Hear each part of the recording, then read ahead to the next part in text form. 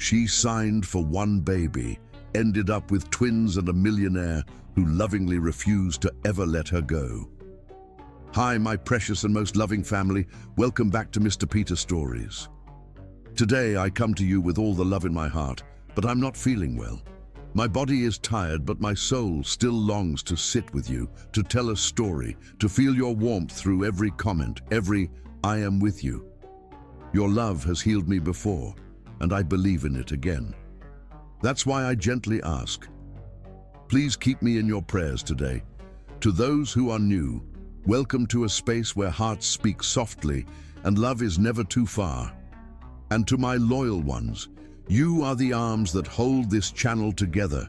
And now, with trembling hands but a full heart, I lift this prayer for you.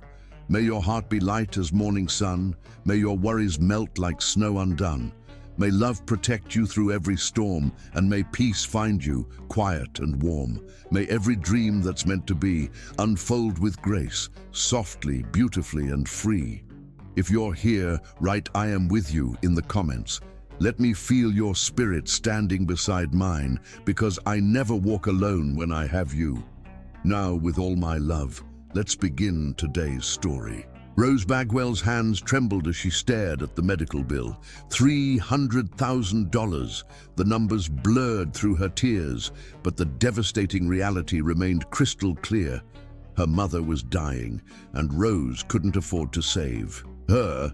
The fluorescent lights of Coal Industries Research Lab hummed overhead as Rose sat in the break room, surrounded by sterile white walls that had become her second home over the past 8 months. Her biochemistry degree had earned her this lab technician position, but the salary barely covered her modest apartment rent, much less the astronomical cost of her mother's experimental cancer treatment. Dr. Bagwell would be perfect for the clinical trial, her mother's oncologist had explained that morning, but without insurance coverage for experimental treatments. Rose closed her eyes, remembering her mother's frail hand squeezing hers. "Baby girl, don't you worry about me. I've lived a good life." Rose couldn't accept defeat. Margaret Bagwell had raised her single-handedly after her father abandoned them when Rose was 7. Working 3 jobs, her mother had sacrificed everything to put Rose through college. Now it was Rose's turn to fight. The break room door swung open. Jessica, Brian Cole's personal assistant, rushed in with her phone pressed to her ear, speaking in hushed, urgent tones. "Mr. Cole, I understand the board's timeline, but finding a suitable candidate for this arrangement isn't like posting a job listing," Jessica whispered, unaware that Rose occupied the corner booth. Rose's head snapped up. "The lawyers confirmed it's completely legal. A contractual marriage for producing an heir would satisfy your grandfather's will," Jessica continued, pacing near the coffee machine. "1 year, 1 child, inheritance secured. But finding a woman willing to enter such an arrangement..." Rose's pulse quickened. Brian Cole, the brilliant, devastatingly handsome billionaire who owned this company, needed a wife to bear his child. Rose needed money to save her mother's life. "I'll have candidates by tomorrow," Jessica concluded before hanging up. Rose stood abruptly, her chair scraping against the floor. Jessica startled, nearly dropping her phone. "Rose, I didn't see you there. How long have you been..." "Long enough?" Rose stepped forward with newfound confidence. "I want to speak with Mr. Cole about his arrangement." Jessica's eyes widened. "You can't be serious. This isn't..." "I understand perfectly. He needs a wife to bear his child. I need money for my mother's cancer treatment. It's business." "Mr. Cole doesn't know who you are," Jessica protested. "You're a lab technician. He's expecting someone from his social circle, someone who can give him a healthy, intelligent..." "A child," Rose interrupted. "I have a biochemistry degree from Harvard. I'm 26, healthy, with no legal troubles. What more qualifications does he need?" Jessica stared at her for a long moment. "Rose, this isn't some romantic fairy tale. Mr. Cole is difficult, cold. He doesn't do emotions or relationships. This would be purely business." "Good," Rose replied firmly, "because I'm not looking for love. I'm looking for a way to save my mother's life. 20 minutes later, Rose found herself standing outside the elevator to Brian Cole's executive floor, her heart hammering against her ribs. She'd changed from her lab coat into her best professional outfit, a black blazer and skirt that she'd worn to job interviews, and tied her natural curls back in a neat bun. The elevator doors opened to reveal a pristine hallway lined with floor-to-ceiling windows, offering a breathtaking view of the Seattle skyline. Rose's heels clicked against the marble floor as she approached the massive oak doors, marked with Brian Cole's name. She knocked twice and heard a deep voice call, "Come in." Brian Cole sat behind an imposing mahogany desk, his attention focused on multiple computer screens displaying complex financial data. Even seated, Rose could tell he was tall and powerfully built. His dark hair was perfectly styled, and his sharp jawline was shadowed with the hint of 5 o'clock stubble. When he finally looked up, Rose felt her breath catch. His eyes were the most stunning shade of steel blue she'd ever seen, but they were cold, calculating. They swept over her with clinical assessment, and Rose fought the urge to fidget under his scrutiny. "You're not Jessica," he observed, his voice carrying a slight irritation. "No, I'm Rose Bagwell. I work in your research lab." Rose stepped forward, extending her hand with forced confidence. "I understand you're looking for a wife." Brian's eyebrows rose slightly, but his expression remained impassive. He didn't take her offered hand. "Is that so? Jessica mentioned your situation, the inheritance requirement. I'd like to propose a mutually beneficial arrangement." Brian leaned back in his leather chair, studying her with those piercing blue eyes. "You want to marry me for money?" "Yes," Rose replied without hesitation. "My mother needs expensive cancer treatment that I can't afford. You need a wife to produce an heir? It's a business transaction that benefits us both." "You're very direct, Miss Bagwell." "Dr. Bagwell," Rose corrected softly. "And yes, I believe in honesty in business dealings." Something flickered in Brian's eyes. Surprise, perhaps even a hint of respect. He stood and walked around his desk, and Rose had to tilt her head back to meet his gaze. He was at least 6'3", with broad shoulders that filled out his expensive suit perfectly. "What makes you think you're qualified for this particular position?" he asked, crossing his arms. Rose lifted her chin. "I'm intelligent, healthy, and educated. I understand this would be a contractual arrangement with specific terms and expectations. I'm not looking for romance or emotional involvement, just the financial compensation necessary to save my mother's life." Brian studied her for a long moment, walking slowly around her as if inspecting a piece of artwork. Rose forced herself to remain still, though every instinct screamed at her to run from this cold, intimidating man.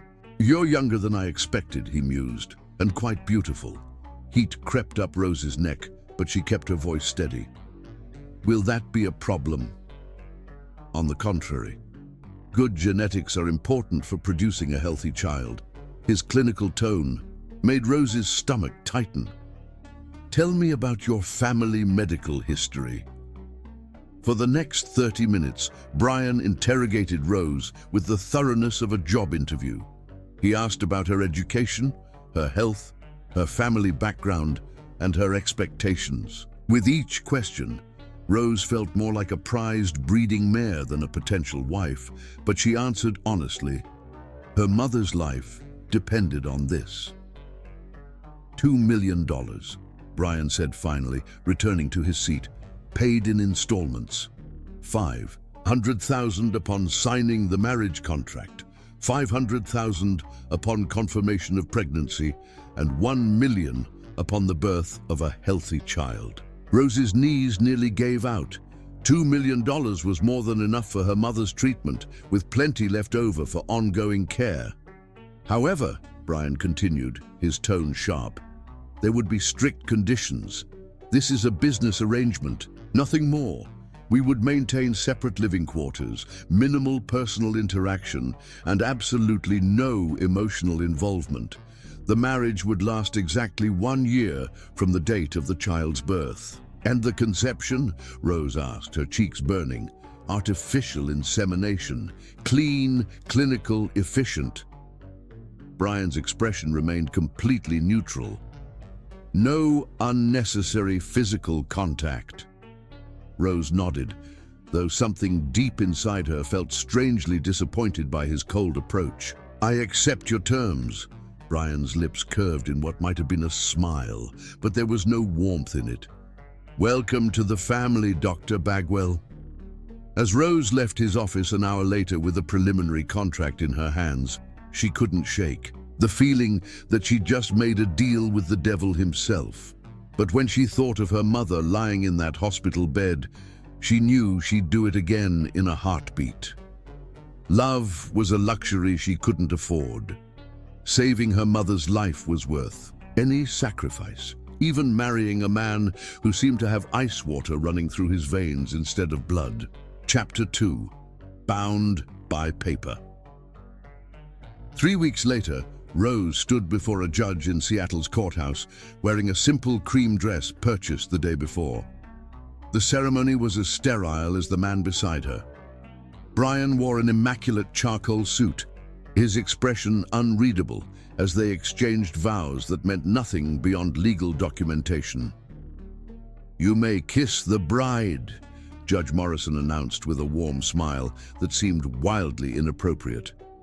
Brian turned to Rose, his steel blue eyes meeting hers briefly before he leaned down and pressed his lips to hers in the most perfunctory kiss imaginable. It lasted perhaps 2 seconds, but Rose felt an unexpected jolt of electricity. Brian pulled away immediately, his expression unchanged. Congratulations, Mr. and Mrs. Cole, the judge said, but Brian was already turning away, checking his phone. Rose signed the marriage certificate with hands that trembled slightly, not from nerves about the ceremony, but from the realization that she was now legally bound to a man who treated their wedding like a business meeting. She glanced at Brian, who was scrolling through emails with the same attention he might give to quarterly reports. The car is waiting, he said without looking up. I'll have you moved into the estate by tonight. About that, Rose began, but Brian was already walking toward the exit.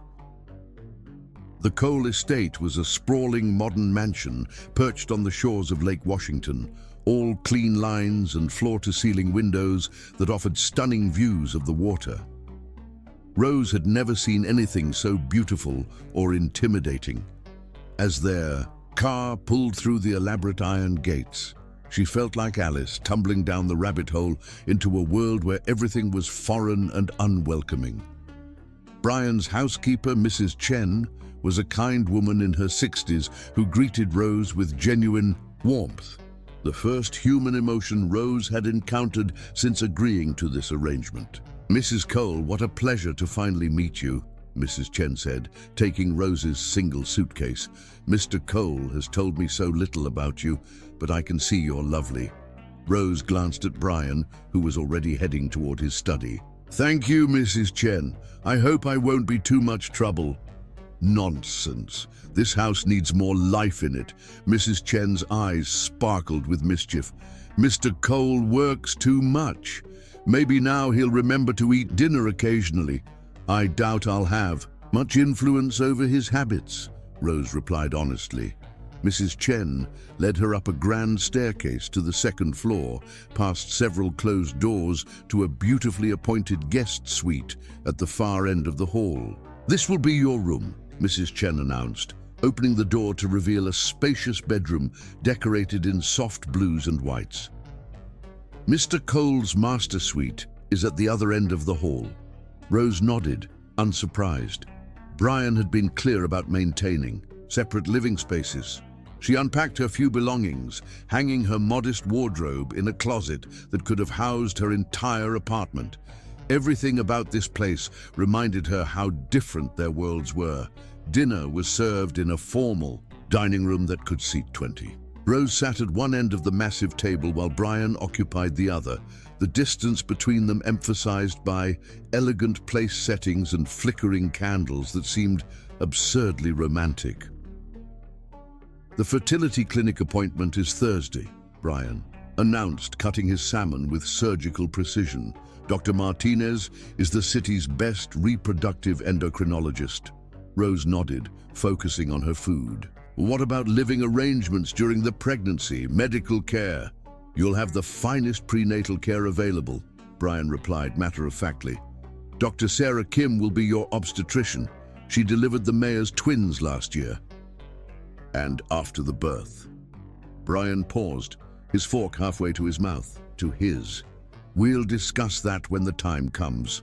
The rest of dinner passed in uncomfortable silence.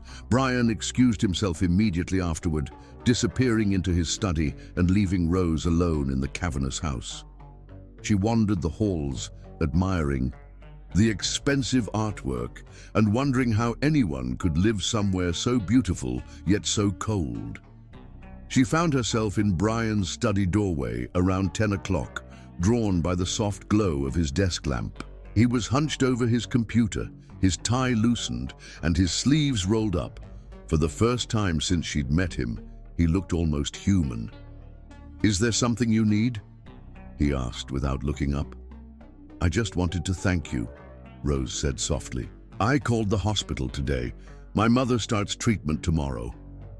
Brian's fingers stilled on the keyboard for a moment before resuming their rapid typing. "Good." Rose waited for more, but he offered nothing else. "Brian, can I ask you something?"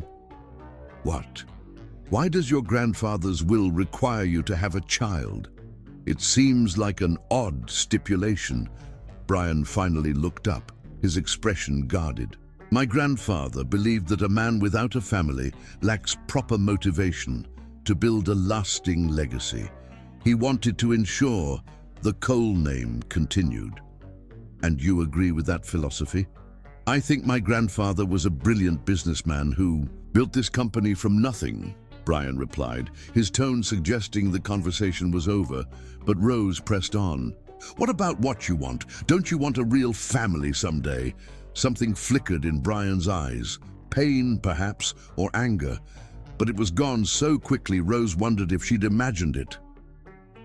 "Family is a luxury I can't afford," he said, returning his attention to his computer.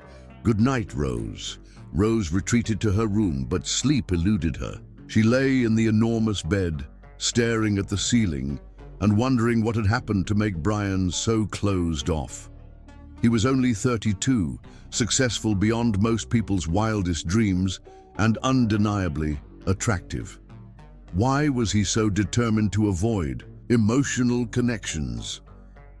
The next morning, Rose woke to find a black credit card and a note on her nightstand for appropriate clothing and anything else you might need.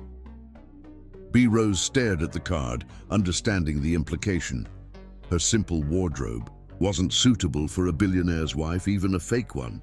She'd need to look the part if they were going to convince anyone their marriage was real. She spent the day shopping with Mrs. Chen, who seemed delighted to have another woman in the house. Together, they selected elegant dresses, professional suits and casual wear that would help Rose blend into Brian's sophisticated world. Mr. Cole's first wife loved to shop, Mrs. Chen mentioned casually as they examined a beautiful silk dress. Rose's head snapped up. "First wife." Mrs. Chen's face fell.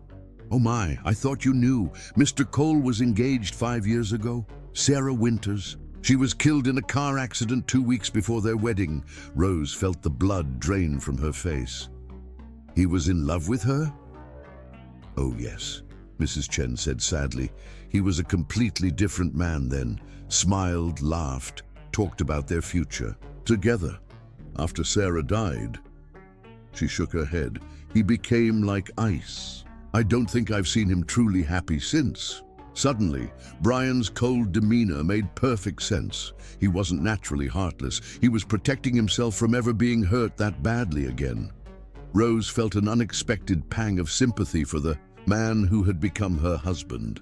That evening at dinner, Rose found herself studying Brian's face, looking for signs of the man he used to be. When he caught her staring, she looked away quickly. "The clinic appointment went well," she said, filling the silence. Dr. Martinez is very confident about the procedure. Good, Brian replied, but Rose noticed his hand tighten slightly around his wine glass. Brian, she said gently, I know about Sarah. Brian's entire body went rigid. His eyes flashed with something dangerous. That's not a topic for discussion. I just wanted you to know that I understand. You understand nothing. Brian cut her off, his voice like ice. Sarah was my business, just like this marriage's business. I suggest you remember that. He stood abruptly and left the room, leaving Rose alone with her racing heart and the growing realization that her emotionally detached husband might not be as immune to feeling as he pretended to be. Later that night, Rose was awakened by the sound of someone moving around downstairs. She crept to her door and listened, hearing Brian's voice drifting up from his study. He was talking to someone on the phone, his tone gentler than she'd ever heard it. I know, Mom. Yes, I'm taking care of myself. The marriage is just, it's complicated. A long pause. No, she's not like Sarah. She's different, stronger maybe. I don't know if that makes this easier or harder. Rose's heart clenched at the vulnerability in his voice. This was the real Brian Cole, the man hidden beneath layers of ice and pain. And despite her best intentions to keep this arrangement purely business, Rose found herself wanting to reach that man to help him heal from wounds that were still bleeding 5 years later. As she returned to bed, Rose realized that saving her mother's life might not be the only rescue mission she'd undertaken by marrying Brian Cole. Chapter 3. Unexpected news. 2 months after their wedding, Rose stared at the ultrasound screen in Dr. Martinez's office, her mouth falling open. The fertility specialist beamed as she pointed to the monitor. Congratulations, Mrs. Cole. You're having twins, Dr. Martinez announced, adjusting the ultrasound wand for a clearer view. 2 healthy heartbeats, both measuring perfectly for 8 weeks. Rose's hands flew to her mouth. Twins, you're certain? Absolutely. See here? Dr. Martinez indicated 2 distinct shapes. Baby A and baby B, developing beautifully. This is wonderful news. Rose glanced at Brian, who sat rigidly beside her examination table. His face had gone pale, and for a moment she thought he might faint. His carefully controlled composure had cracked, revealing something resembling panic. 2 babies, he said quietly, as if trying to process the information. Sometimes when we transfer 2 embryos, both take, Dr. Martinez explained cheerfully. You're very lucky. Twin pregnancies can be more challenging, but you're young and healthy. I don't foresee any problems. As they drove home in Brian's Tesla, the silence was deafening. Rose kept stealing glances at him, but his expression remained unreadable behind his designer sunglasses. His hands gripped the steering wheel with white-knuckled intensity. Are you upset about the twins? Rose finally asked. Upset? Brian's voice was carefully neutral. Why would I be upset? This exceeds expectations for securing my inheritance. His clinical response stung, but Rose was beginning to recognize it as his default defense mechanism. 2 babies will be more work than we planned. I have enough resources to handle any complications, Brian replied curtly. Rose bit back her response. Everything was always about resources and logistics with him, never about emotions or the actual human beings involved. But she'd seen glimpses of the man beneath the ice, and she suspected this news had affected him more than he was letting on. That evening, Rose's pregnancy symptoms struck with vengeance. She barely made it to her bathroom before violently losing her dinner. The morning sickness that had been mild suddenly became debilitating. She spent the next hour on the cold tile, floor too weak to move. A soft knock interrupted her misery. Rose, are you all right? Brian's voice carried genuine concern, though she must have imagined it. Rose tried to answer, but another wave of nausea hit. The door opened, and she heard Brian's sharp intake of breath. Jesus, Rose, strong hands, gathered her hair back as she was sick again. When the wave passed, Brian helped her sit against the bathtub, his touch surprisingly gentle. "How long have you been like this?" he asked, pressing the back of his hand to her forehead. "Since dinner," Rose managed weakly. "I'm sorry, this is probably more than you bargained for." Something flickered in Brian's eyes. "Don't apologize for being pregnant with my children." My children. The possessive way he said it sent an unexpected warmth through Rose's chest. Brian disappeared and returned with a cool washcloth, kneeling beside her to gently wipe her face. His movements were careful, almost tender, and Rose found herself studying his profile in surprise. This gentle man seemed like a different person entirely from the cold businessman she'd married. "Better?" he asked softly. Rose nodded, not trusting her voice. Brian helped her to her feet and guided her to bed, pulling the covers up to her chin with surprising care. "I'll call Dr. Kim in the morning," he said. "There might be something she can prescribe for the nausea." "You don't have to take care of me," Rose whispered. "This wasn't part of our agreement." Brian paused at her bedside, his expression unreadable in the dim light. "You're carrying my children. That makes your well-being my responsibility."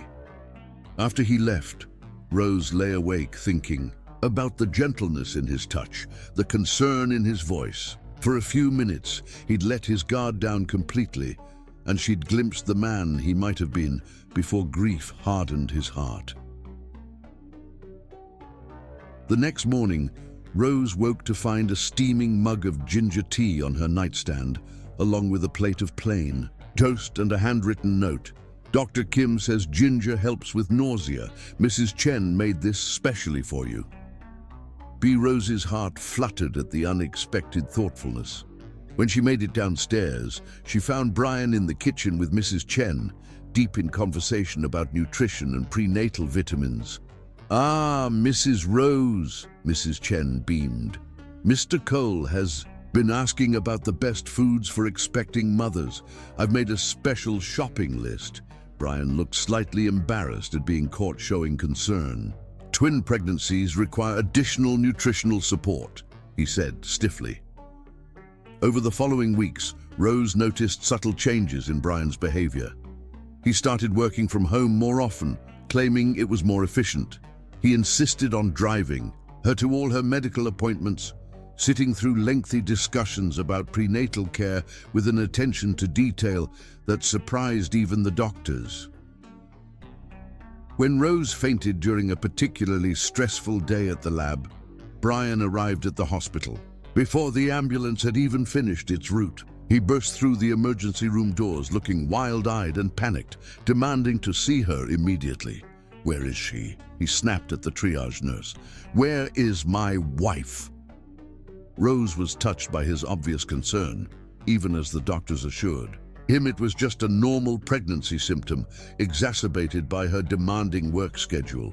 "You're not going back to the lab," Brian announced as they drove home. "It's too stressful." "I can't just quit my job," Rose protested. You need to focus on staying healthy," Brian cut her off. "The babies are what matter now." Rose studied his profile, noting the tension in his jaw.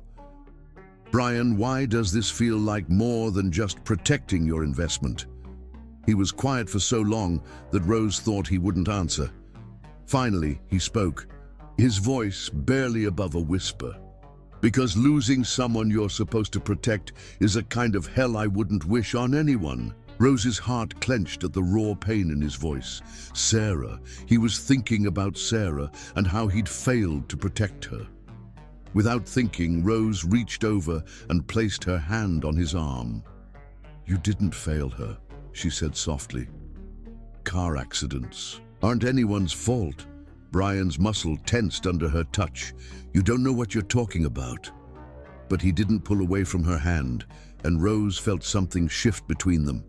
The walls he'd built were still there, but tiny cracks, were beginning to show. That night, Rose was awakened by sounds from the kitchen. She found Brian standing at the stove at 2 in the morning, making another cup of ginger tea. "Can't sleep?" she asked softly. Brian startled, nearly dropping the mug.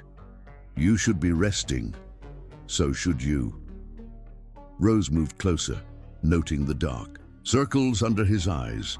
"How long has it been since you've had a full night's sleep?" "Sleep is overrated," Brian replied, but there was no conviction in his voice. "Is it Sarah?"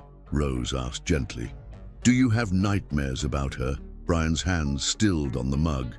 "Rose, I know you don't want to talk about it, but keeping everything locked inside isn't healthy. Especially not now, when we're bringing children into this world." "This isn't about Sarah," Brian said, but Rose could see the lie in his eyes. "Then what is it about?" Brian turned to face her fully, and Rose was startled by the vulnerability she saw in his expression. "It's about the fact that somewhere along the way, this stopped feeling like a business arrangement to me, and that terrifies me more than I can explain." Rose's heart stopped beating for a moment. "Brian, I watch you sleep sometimes," he admitted, his voice rough with emotion. "I listen for your breathing, make sure you're okay. I find myself thinking about you during meetings, wondering if you're eating enough, if you're happy." That wasn't supposed to happen. Rose stepped closer, drawn by the pain and confusion in his voice. "What if it's not a bad thing? What if caring about each other makes this easier instead of harder?" "Because caring about someone gives them the power to destroy you," Brian replied with brutal honesty. "And I can't survive being destroyed again." Before Rose could respond, Brian handed her the ginger tea and left the kitchen, but not before.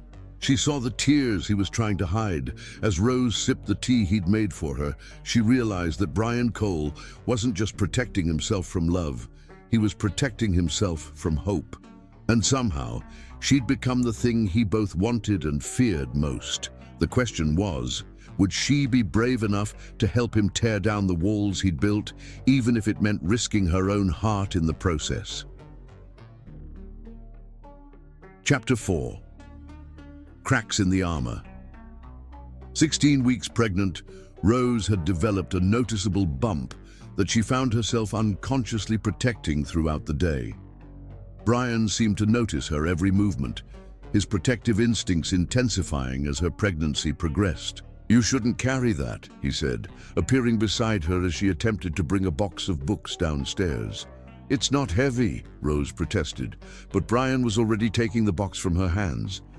"Dr. Kim said nothing over 10 pounds, he reminded her, his tone brooking no argument. Rose watched him carry the box effortlessly, admiring how his muscles moved beneath his fitted shirt. Over the past month, she'd caught herself noticing things about Brian unrelated to their arrangement.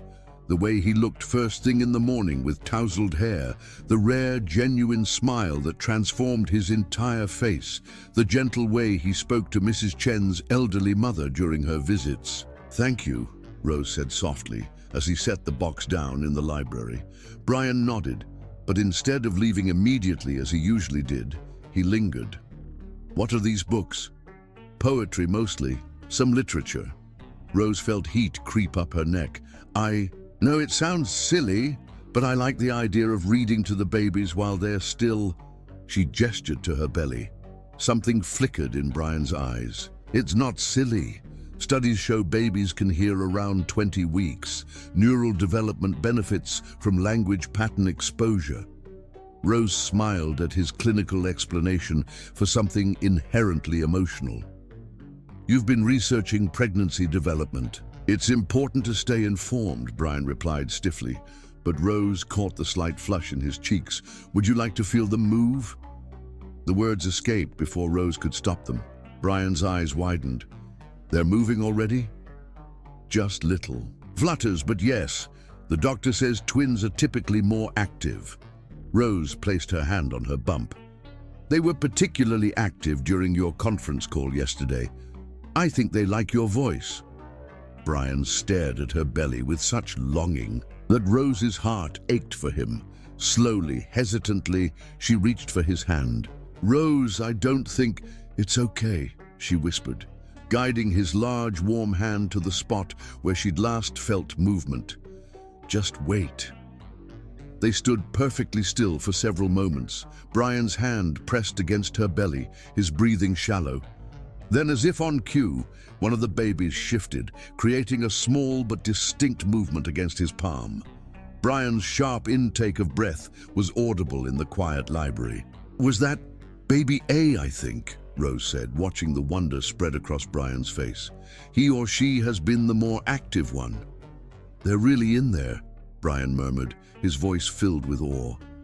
His thumb moved gently across her belly, in an unconscious caress that sent shivers through Rose's entire body. "Did you doubt it?" Rose asked softly.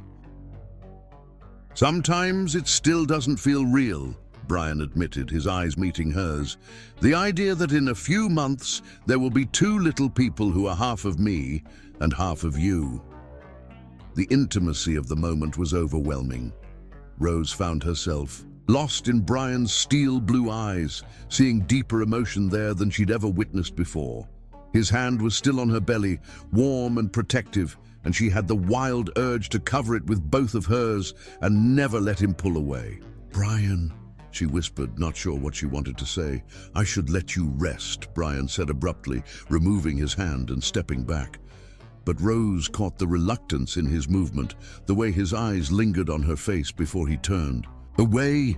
That evening, Rose attended her first social function as Brian's wife, a charity gala for children's literacy. She wore an elegant black maternity gown that showed off her small bump beautifully, and she'd styled her hair in soft curls that framed her face. When she appeared at the top of the staircase, Brian looked up from his phone and went completely still. His eyes traveled slowly from her face down to her dress and back up again, his expression unreadable but intense. "You look beautiful," he said quietly, and Rose felt her cheeks warm at the genuine appreciation in his voice. "Thank you," she replied, accepting his offered arm. "You clean up pretty well yourself." Brian's smile was small but real, and Rose felt her heart skip a beat. In his perfectly tailored tuxedo, he was devastatingly handsome, the kind of man who could stop traffic with a glance. The gala was held at Seattle's most exclusive hotel, filled with the city's elite society. Rose felt nervous about representing Brian properly, but he stayed close to her side throughout the evening, his hand resting protectively on her lower back as he introduced her to business associates and friends. "My wife, Dr. Rose Cole," he would say, and Rose noticed how naturally the title seemed to roll off his tongue. "You two make such a lovely couple," gushed Mrs. Harrison, the wife of a prominent judge. "When is the baby due?" "Late fall," Rose replied, unconsciously placing her hand on her bump. "Actually, we're having twins." "Twins? How wonderful," Mrs. Harrison beamed. "Your husband must be over the moon." Rose glanced at Brian, expecting his usual controlled response, but was surprised to see genuine pride in his expression. We're very excited," he said, his arm tightening slightly around Rose's waist. As the evening progressed, Rose noticed how naturally they moved together, how Brian anticipated her needs before she voiced them. When she looked tired, he suggested they sit. When she mentioned being thirsty, he appeared with sparkling water. When an older gentleman made an inappropriate comment about pregnant women, Brian's response was swift and cutting enough to send the man scurrying away. "You didn't have to do that," Rose said as they watched the man retreat. "Yes, I did," Brian replied firmly. "No one talks to my wife that way." The possessiveness in his voice sent heat pooling in Rose's belly. The way he said "my wife" sounded nothing like a business arrangement. During the silent auction, Rose stopped in front of a beautiful painting of a mother reading to two children under a tree. The tenderness of the scene brought unexpected tears to her eyes. "Pregnancy hormones," she laughed, wiping her eyes. "Everything makes me cry lately." Brian studied the painting with an unreadable expression. "It's beautiful," he said quietly. "The way she's holding them, it looks like love." "What does love look like to you?" Rose asked impulsively. Brian was quiet for so long that Rose thought he wouldn't answer. Finally, he spoke, his voice barely audible over the crowd around them. "I used to think it looked like Sarah, blonde hair, blue eyes, the perfect society wife. But lately," he paused, his eyes finding Rose's face. "Lately, I think it might look like courage, like someone who would fight for the people they care about, even when they're scared." Rose's breath caught. The way he was looking at her made her feel like she was the only woman in the room, the only woman who had ever mattered. "Brian, Dr. and Mrs. Cole," a jovial voice interrupted them. "I've been looking for you everywhere." The spell was broken as they were drawn into conversation with other guests, but Rose couldn't shake the feeling that something fundamental had shifted between them.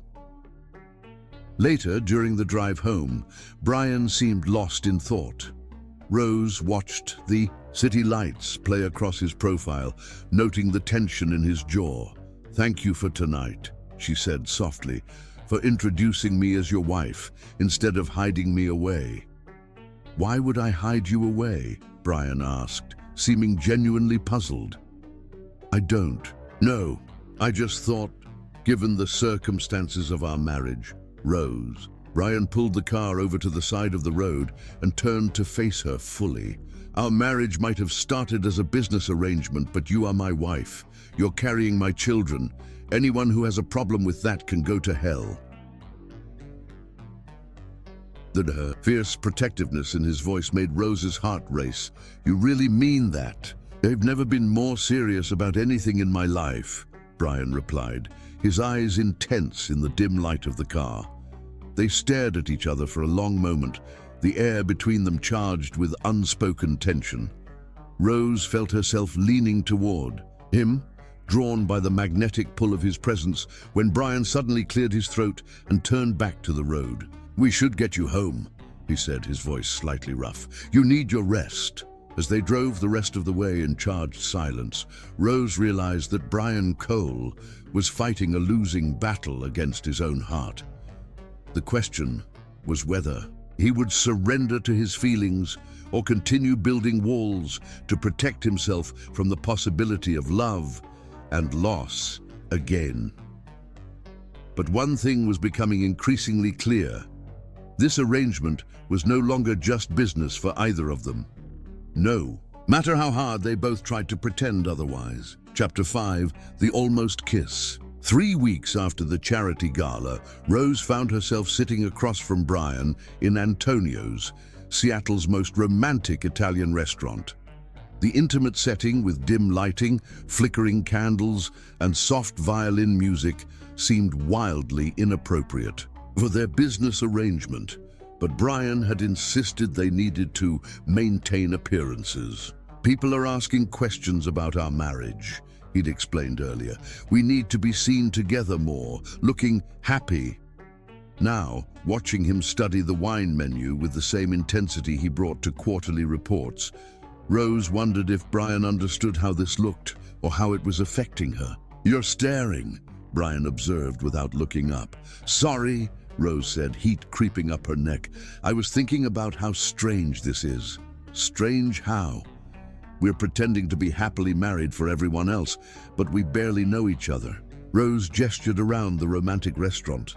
"I don't even know your favorite color or childhood dreams." Brian finally looked up, his steel blue eyes meeting hers. "Those things aren't relevant to our arrangement." "Maybe not, but they're relevant to me." Rose leaned forward slightly. "I'm carrying your children, Brian. Don't you think we should at least try to be friends?" Something flickered in Brian's expression.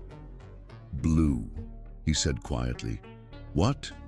"My favorite color is blue, like the lake on a clear day." His eyes seemed to soften as he looked at her. "What about you?" "Green," Rose replied, surprised by his answer. "Forest green, like the trees around my grandmother's cabin where I spent summers as a child." Brian nodded, as if filing away this information for future reference. "And I wanted to be a marine biologist when I grew up." I was fascinated by ocean life, the idea that there was this whole world beneath the surface that most people never saw. What changed? Rose asked, genuinely curious. Reality, Brian replied with a bitter laugh. My father died when I was 16, and I had to step up to help run the family business. Marine biology became a luxury I couldn't afford. Rose felt a pang of sympathy. I'm sorry, that must have been incredibly difficult. It was what it was, Brian said, clearly uncomfortable with her sympathy. What about you? Have you always wanted to be a biochemist? Actually, I wanted to. Be a teacher, Rose admitted. Elementary school. I loved the idea of helping children discover the world around them, but my mother sacrificed so much for my education. I felt like I owed it to her to pursue something more significant. Teaching is significant, Brian said firmly. Shaping young minds, inspiring the next generation. There's nothing more important than that. Rose was touched by his conviction. Maybe someday, when the babies are older, I'll consider it again. The conversation flowed more easily after that. Brian told her about his college years at MIT, his early struggles to prove himself in the business world, his secret love of poetry that he'd never shared with anyone. Rose found herself laughing at his dry humor and hanging on his every word, as he revealed glimpses of the man beneath his controlled exterior. I can't picture you reading poetry, Rose said, as their main courses arrived. Wordsworth is particularly good, Brian replied with a slight smile. Though I prefer Byron for his rebellion against convention. Fitting considering your name, Rose teased. My mother's choice. She was an English literature professor before she married my father. Brian's expression grew distant. She used to read to me every night. Byron, Shelley, Keats, all the romantics. She sounds wonderful. Do you see her often? Not as often as I should, Brian admitted. She lives in Paris now, teaching at the Sorbonne. We talk occasionally, but you don't want her to worry about you, Rose finished softly. Brian's eyes met hers with surprise. How did you? Because that's the kind of man you are. You protect the people you care about, even if it means keeping them at a distance. Something raw and vulnerable flashed in Brian's eyes before he looked away. You think you have me figured out. I think you're more complicated than you want people to believe, Rose replied gently, and I think you're lonely. Brian's jaw tightened. I have everything I need. Do you? Rose challenged softly. When was the last time you really laughed? When did you last do something just because it made you happy? Happiness is overrated, Brian said, but there was no conviction in his voice. No, it's not. It's what makes life worth living. Rose reached across the table and placed her hand over his. Don't you want that for our children? For them to see their father happy? Brian stared down at their joined hands, his thumb unconsciously stroking across her knuckles in a gesture so gentle it made Rose's heart ache. I used to be happy, he said quietly, with Sarah. But happiness is dangerous. It makes you careless. Makes you believe good things can last forever. What if they can? Rose whispered. What if you're just too scared to find out? Brian's eyes snapped up to meet hers, and Rose saw the war raging inside him, the desire to believe her warring, with his fear of being hurt again. Rose, he began, his voice rough with emotion. I know you think caring about someone gives them power to destroy you. Rose continued, her heart racing. But what if it also gives them the power to heal you? Brian's hand tightened around hers. You don't understand? Then help me understand, Rose pleaded. Stop hiding from me. Stop pretending this is just business when we both know it stopped being that a long time ago. The air between them crackled with tension. Brian's eyes dropped to her lips, and Rose felt her breath catch as he leaned slightly forward. For a moment, she thought he might actually. We should go, Brian said abruptly, pulling his hand away and signaling for the check. It's getting late. Rose felt as if she'd been slapped. Brian.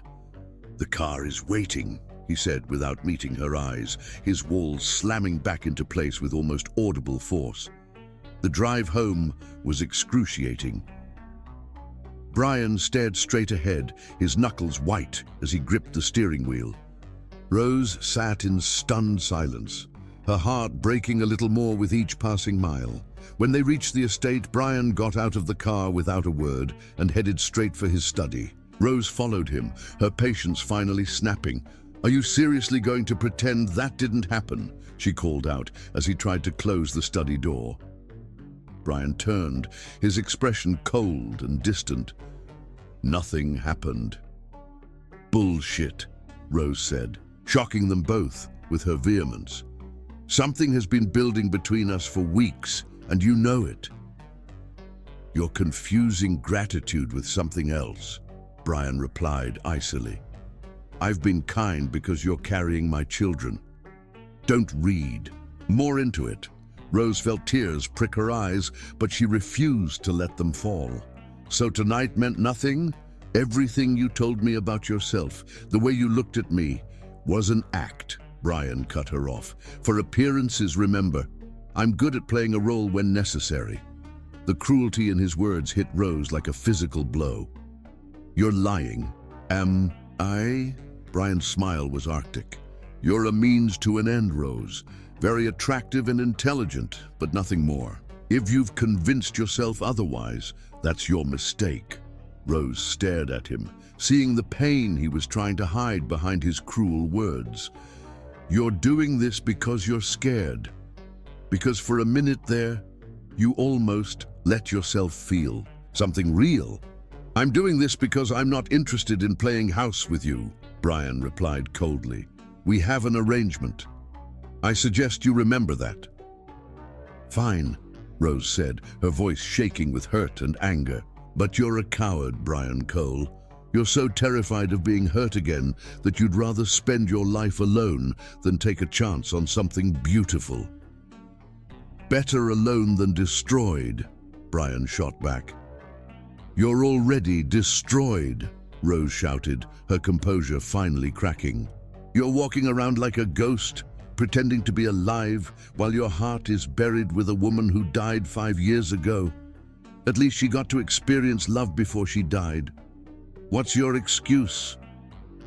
Brian's face went white, his eyes blazing with fury. "Get out."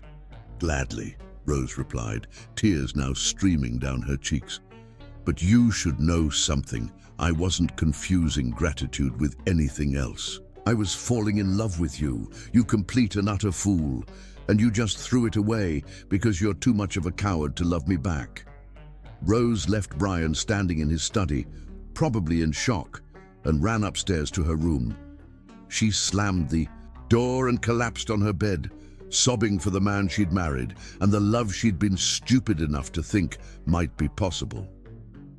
Outside her door, she heard footsteps pause and linger before moving away. Rose pressed her face into her pillow and cried until she had no tears left, mourning the connection she'd thought was real and the future she'd been foolish enough to imagine. In his study below, Brian sat in his chair, staring at nothing. Rose's words echoing in his mind. "I was falling in love with you." The very thing he'd been trying to prevent had happened anyway, and he'd handled it in the cruelest way possible. But it was better this way, he told himself. Better to hurt her now than to let her hope for something that could only end in disaster. Because Brian Cole was cursed to lose everyone he loved, and he'd rather be alone forever than watch Rose's light dim the way Sarah's had, even if it meant destroying them both in the process. Chapter 6. Jealousy and Realization. For 3 days after their disastrous dinner, Brian and Rose moved around each other like polite strangers.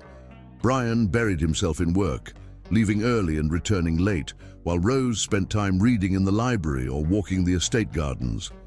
The easy companionship they'd been building was replaced by careful, painful distance that left them both miserable. Mrs. Chen watched their interactions with worried eyes, clearly sensing the tension. Married couples have fights, she told Rose, as they arranged flowers in the kitchen. It doesn't mean anything is broken forever. Some things can't be fixed, Rose replied sadly, her hand unconsciously resting on her growing belly. At 20 weeks, her bump was pronounced, and she'd started feeling regular movement from both babies. Mr. Cole asks about you, Mrs. Chen said gently. Every morning he wants to know if you've eaten breakfast, if you slept well, if the babies are active. Rose's heart clenched. Even when being cruel, Brian couldn't stop caring about her well-being. He's just protecting his investment. Mrs. Chen gave her a knowing look. That man doesn't ask about investments with tears in his eyes. Before Rose could respond, the doorbell rang. Mrs. Chen went to answer it, returning with a warm smile and a tall, handsome black man with kind brown eyes and an easy grin. "Rose!" Marcus Williams swept her into a careful hug, mindful of her pregnancy. "Look at you, you're glowing!" "Marcus," Rose laughed, feeling genuinely happy for the first time in days. "What are you doing here?" "Business conference in Seattle. I couldn't be this close without seeing my favorite girl." Marcus pulled back to study her face, his expression growing concerned. "You look tired. Are you taking care of yourself?" Marcus had been Rose's closest friend since childhood. They'd survived the same tough neighborhood, supported each other through high school, and maintained their friendship even when Rose went to Harvard while Marcus stayed in Chicago for law school. He knew her better than anyone, except maybe the husband she was currently not speaking to. "I'm fine," Rose insisted, leading Marcus to the living room. "Just pregnancy fatigue. How long are you in town?" 3 days. I was hoping we could catch up properly. Maybe dinner tomorrow." Marcus settled beside her on the couch, his concern evident. "Rose, are you really okay? You seem sad." Before Rose could answer, she heard footsteps in the hallway. Brian appeared in the doorway, stopping short when he saw Marcus sitting close to Rose on the couch. Something dark and dangerous flashed in Brian's eyes as he took in the scene. Rose laughing, with another man, looking more relaxed than she had in days. "I didn't realize we had a guest," Brian said, his voice carefully controlled, but with an edge that made Rose's stomach tighten. "Brian, this is Marcus Williams, my oldest friend," Rose said, standing quickly. "Marcus, my husband, Brian Cole." "Marcus," Rose, and extended his hand with a friendly smile. "Mr. Cole, nice to meet you. Rose has told me so much about you." Brian shook Marcus's hand, but Rose noticed how his grip lingered, as if he were sizing up competition. "Has she? Funny, she's never mentioned you." The subtle insult made Rose's cheeks burn. "Marcus is a civil rights attorney in Chicago. We've been friends since we were kids." "Close friends, from the looks of it," Brian observed coolly. Marcus glanced, between them, clearly sensing undercurrents he didn't understand. "Rose and I have always been close. She's like family to me." "How fortunate for you," Brian replied with a smile that didn't reach his eyes. The tension in the room was suffocating. Rose jumped into the conversation. "Marcus is in town for a conference. I was thinking we might have dinner tomorrow to catch up." "Of course," Brian said smoothly. "I'm sure you have a lot to discuss." "Actually," Marcus said, turning to Brian, with genuine politeness, "you're welcome to join us. I'd love to get to know Rose's husband better." "I'm afraid I'll be busy," Brian replied curtly. "Business." Rose felt embarrassment and anger war in her chest. Brian was being deliberately rude, and she didn't understand why. "Marcus, why don't I walk you out? We can make plans for tomorrow." They headed toward the front door. Marcus lowered his voice. "Rose, is everything okay with your marriage? Your husband seems complicated," Rose finished. "It's fine, Marcus. Just some adjustment issues." Marcus stopped and turned to face her fully. "You know you can tell me anything, right? If you're unhappy, if he's not treating you well..." "He's not mistreating me," Rose said quickly. "We're just Figuring things out. Rose. Marcus took her hands gently. I've known you your whole life. I can see when something's wrong. You look miserable. Tears pricked Rose's eyes. It's complicated. Then uncomplicated, Marcus said, firmly. Come home with me back to Chicago. You can stay with me until the babies are born, and we'll figure out the rest together. Marcus, I can't. Yes, you can. You're brilliant, beautiful, and you deserve to be happy. If your husband can't see that, then he doesn't deserve you. Rose was about to respond when she heard a sharp intake of breath behind them. She turned to see Brian standing in the hallway, his face pale and his eyes filled with something that looked remarkably like panic. I forgot my briefcase, Brian said stiffly, but his eyes were fixed on Marcus's hands holding Rose's. Marcus stepped back, slightly, but didn't release Rose's hands. Mr. Cole, I hope you know how lucky you are. Rose is 1 in a million. Yes, Brian said quietly, his eyes never leaving Rose's face. She is.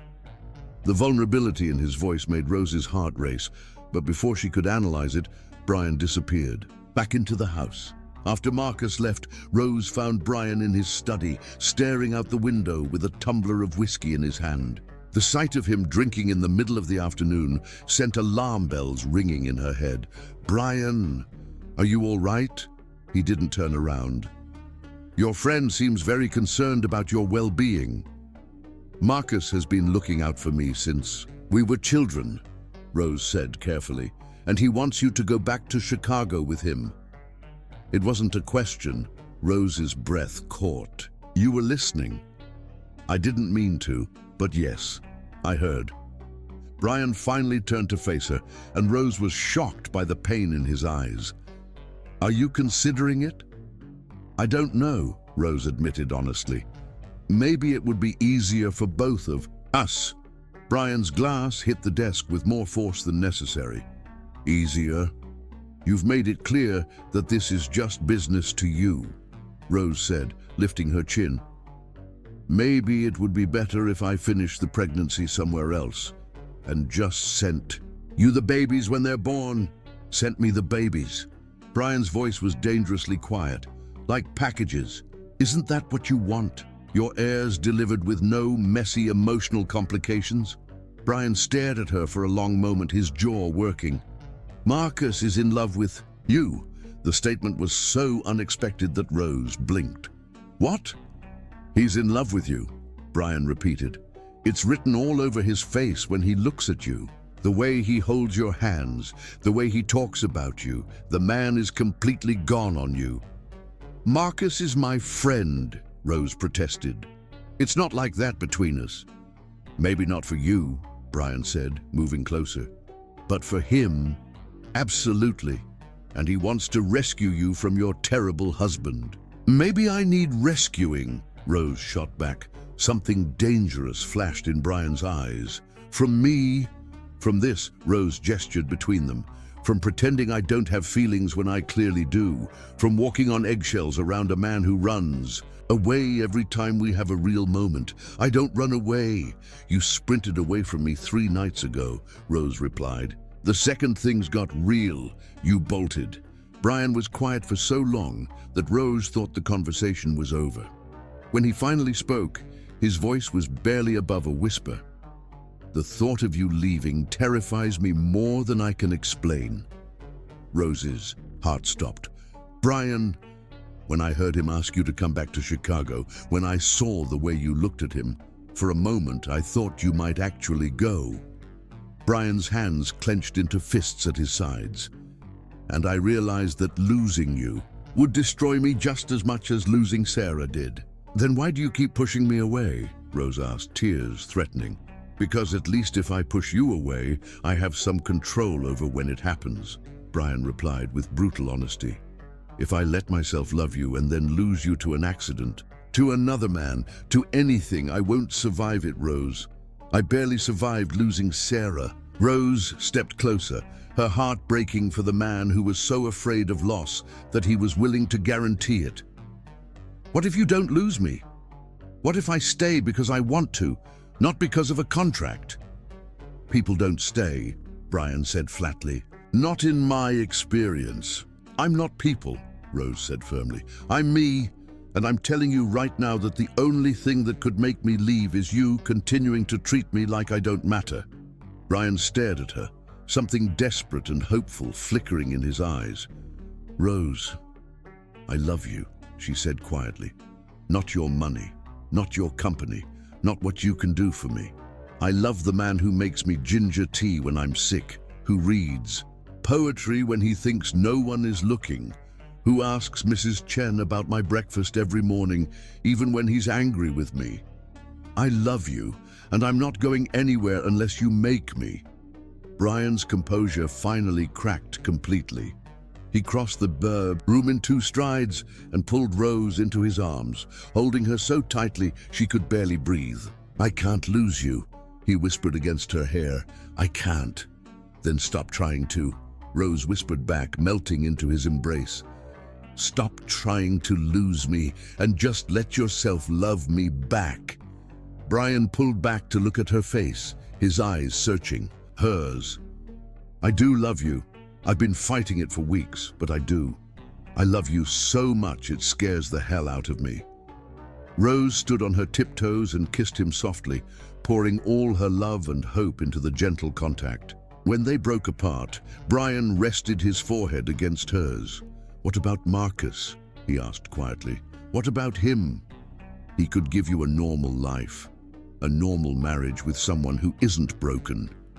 Rose cupped Brian's face in her hands. I don't want normal. I want you. All of you, the broken parts and the beautiful parts and everything in between. Brian closed his eyes as if he were making a decision that terrified him. When he opened them again, Rose saw love and determination warring with his fear. Okay, he whispered. Okay.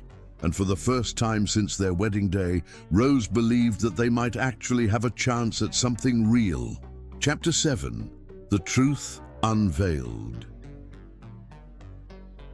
The next morning, Rose woke to find Brian gone before dawn, along with a hastily scrawled note saying he'd had to fly to Portland for an emergency business meeting. After their emotional breakthrough the night before, his sudden departure felt like betrayal. He left at 5 this morning, Mrs. Chen informed her over breakfast, her expression worried. Looked like he hadn't slept. Rose's heart sank.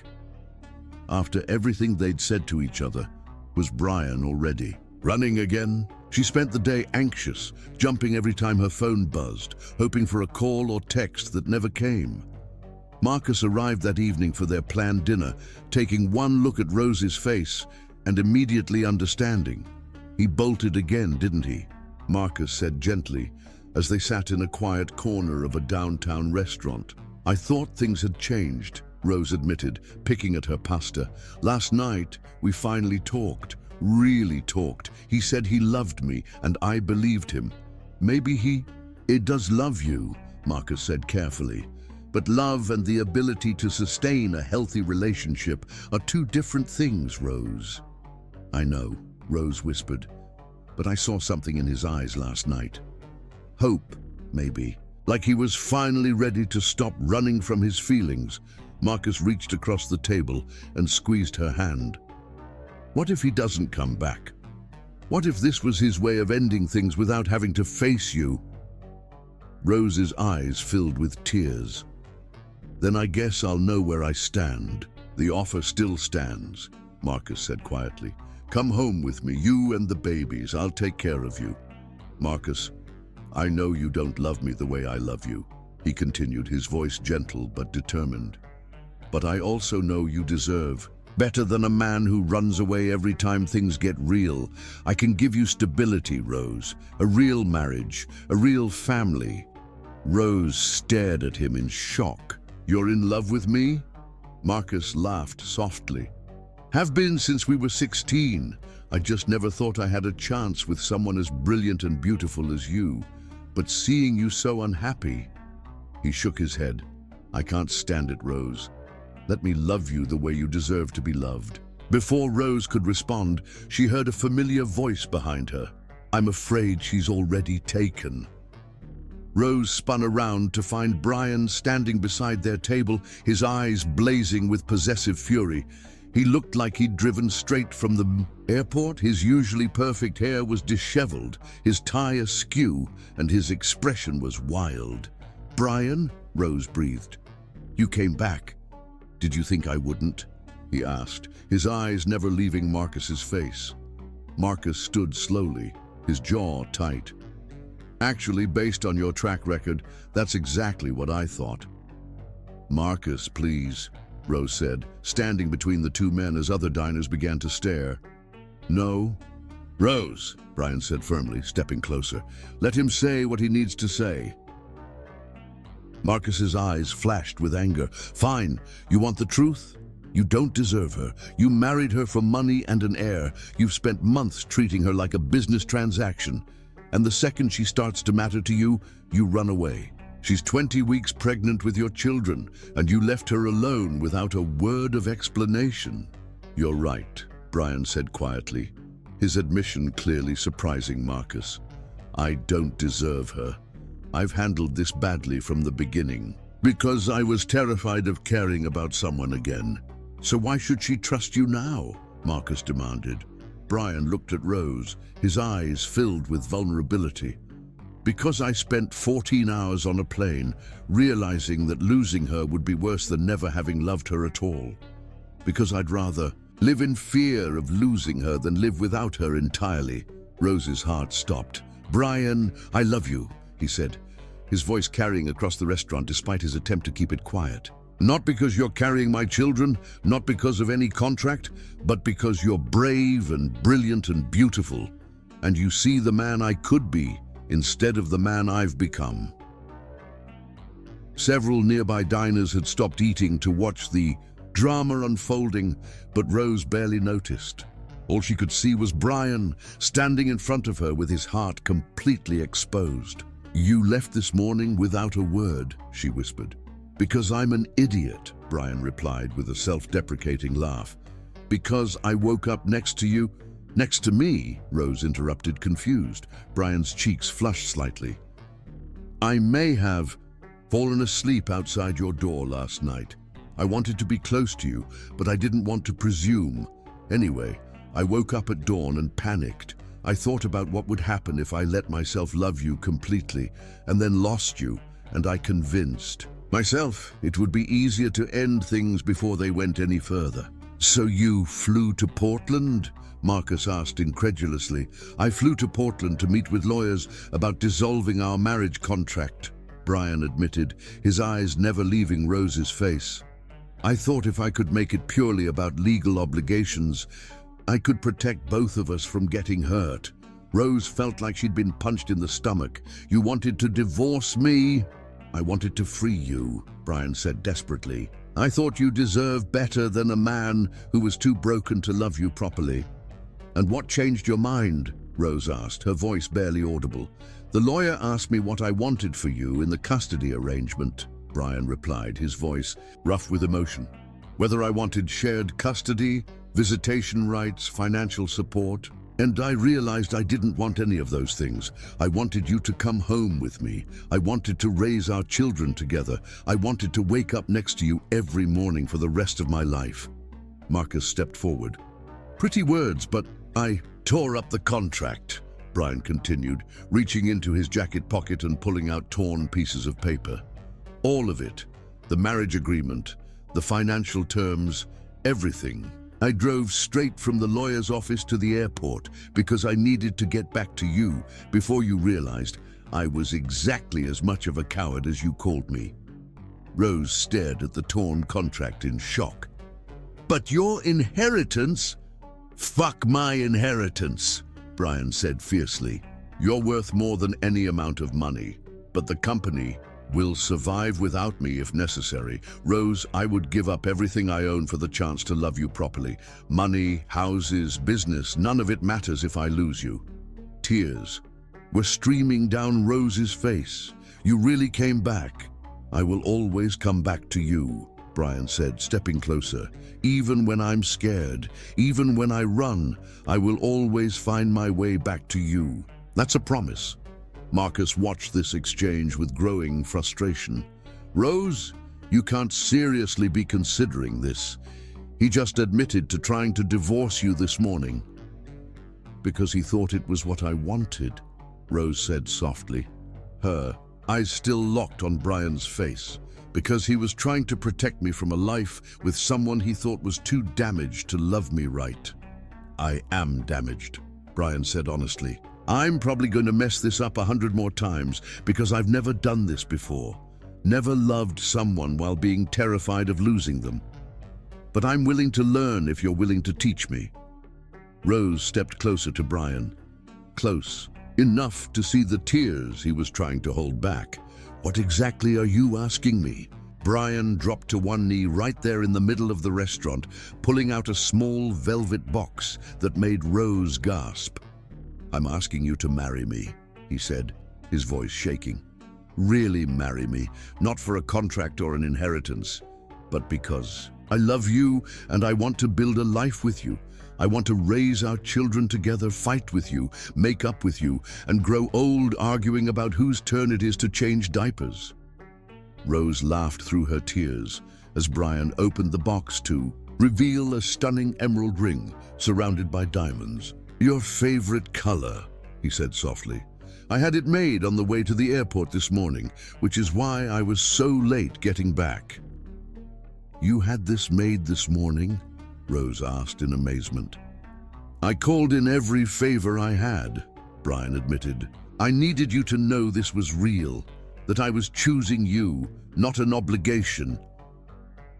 The entire restaurant had gone silent, everyone watching the billionaire propose to his pregnant wife in the middle of their dramatic confrontation. "I love you too," Rose whispered, dropping to her knees in front of him. "Yes, I'll marry you, really marry you." Brian slipped the ring onto her finger with shaking hands before cupping her face and kissing her with all the love and desperation he'd been holding back for months.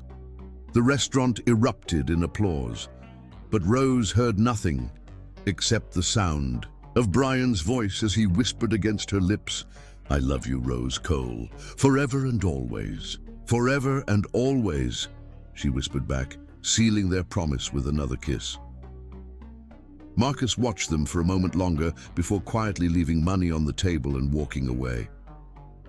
As much as it hurt to see the woman he loved choose someone else, he couldn't deny the love he saw between them. Brian and Rose barely noticed his departure. They were too lost in each other, in the promise of a future built on love instead of contracts, fear instead of hope. "Take me home," Rose whispered against Brian's lips. "Always," he replied, helping her to her feet. "Always." Chapter 8. Passionate. Surrender. The ride home from the restaurant was charged with electric tension. Brian couldn't stop touching Rose, her hand, her arm, her cheek, as if he needed constant reassurance that she was real and choosing to be with him. Rose found herself mesmerized by the way city lights played across his profile, highlighting the strong line of his jaw and the gentle curve of his lips. "I can't believe you kept the ring in your pocket all day," Rose said, admiring the emerald that caught light every time she moved her hand. "I've been carrying it since I left the jeweler this morning," Brian admitted, his thumb stroking across her knuckles. "I was terrified you'd say no, that I'd waited too long to do this right." "I would never say no to you," Rose said softly. "Not when you're being honest with me." Brian lifted her hand to his lips, pressing a gentle kiss to her palm. "I want to be honest about everything. No more walls, no more running away." When they reached the estate, Brian helped Rose out of the car with the careful attention he'd been showing throughout her pregnancy. But tonight, there was something different in his touch, something reverent and possessive that made Rose's skin tingle with anticipation. "Are you tired?" Brian asked as they walked toward the house, his hand resting on the small of her back. "No," Rose replied, though her heart was racing for reasons that had nothing to do with exhaustion. "Are you?" Not even close, Brian said, his voice rougher than usual. They paused in the grand foyer, suddenly uncertain. All their passionate words at the restaurant had led to this moment, but neither knew quite how to proceed. Their relationship had been so carefully controlled, so deliberately distant, that the thought of finally crossing that line felt momentous. "Rose," Brian began, his voice hesitant, "I don't want to rush anything. Your pregnancy, your comfort—" Rose silenced him by placing her finger against his lips. "Brian, I love you. I want to be with you, really be with you. Unless you don't—" "I do," Brian said immediately, his eyes darkening with desire. "God, Rose, I've wanted you for so long I can barely think straight around you." "Then stop thinking," Rose whispered, standing on her tiptoes to brush her lips against his. The kiss started gentle, tentative, but quickly deepened as months of suppressed longing erupted between them. Brian's hands tangled in Rose's hair as she pressed closer to him, her growing belly a sweet reminder of the children they'd created together. "Are you sure?" Brian asked against her lips, his breathing ragged. "I've never been more sure of anything in my life," Rose replied, taking his hand and leading him toward the staircase. They climbed the stairs slowly, stopping to kiss on every landing, their hands roaming and exploring with increasing urgency. By the time they reached the second floor, Rose's elegant dress was wrinkled and Brian's tie was completely undone. "Your room or mine?" Brian asked, his forehead resting against hers. "Ours," Rose said firmly. "From now on, it's ours." Brian smiled, the first completely unguarded expression Rose had ever seen from him. "I like the sound of that." He led her to his master suite, a room Rose had never entered before. It was elegant and masculine, decorated in deep blues and grays, with floor-to-ceiling windows overlooking the lake. Moonlight streamed through the glass, casting everything in a silvery glow that made the moment feel almost ethereal. "Wait," Brian said softly, moving to his bedside table. "There's something I want to share with you first." Rose watched as he pulled out a leather-bound journal, his hands trembling slightly. "What is that?" "Something I've never shown anyone," Brian admitted, his voice vulnerable. "I told you I write poetry, but I didn't tell you that I've been writing about you, about us." Rose's breath caught. "You wrote poetry about me?" Brian nodded, his cheeks flushing. "From almost the beginning. I couldn't help myself. You inspired something in me that I thought had died with Sarah." He opened the journal to a page marked with a ribbon, his eyes meeting hers before he began to read in a voice soft with emotion. "She walks in beauty, like the night of cloudless climes and starry skies, but Byron's words cannot capture right the fire that burns within her eyes. She carries light within her soul and life within her gentle frame, two hearts that beat to make me whole, and love that sets my world aflame. I thought my heart had turned to stone. That winter lived within my chest, but she has made this house a home and given weary spirits rest." Rose felt tears sliding down her cheeks. "Brian, that's beautiful. You wrote that about me?" "About you, about the babies, about how you've changed everything," Brian said, setting the journal aside and cupping her face in his hands. "I have pages and pages about the way you smile, the sound of your laugh, the grace with which you move through the world despite everything you've been through." "Read me another," Rose whispered. Brian turned to another page, his voice growing stronger as he saw the wonder in her eyes. "Before you came, I lived in shadows, a ghost within a living shell. But you brought morning to the meadows, where once only darkness fell. Your courage lights the darkest corners. Your love rebuilds what pain destroyed in you. I found my truest answer, a purpose that cannot be void. The children sleeping 'neath your heart, a proof that beauty conquers fear, that broken souls can find new start when love draws near. When love draws near, You see me as so much more than I am, Rose said, overwhelmed by the beauty of his words. I see you exactly as you are, Brian replied, tracing her cheekbone with his thumb. Strong, brilliant, compassionate, beautiful. You saved me, Rose, not just from loneliness, but from a life half-lived. Rose stood on her tiptoes and kissed him with all the love overflowing from her heart. You saved me too, from desperation, from settling for less than I deserved, from never knowing what real love could feel like. Brian's hands moved to the zipper of her dress, pausing as he had before. May I?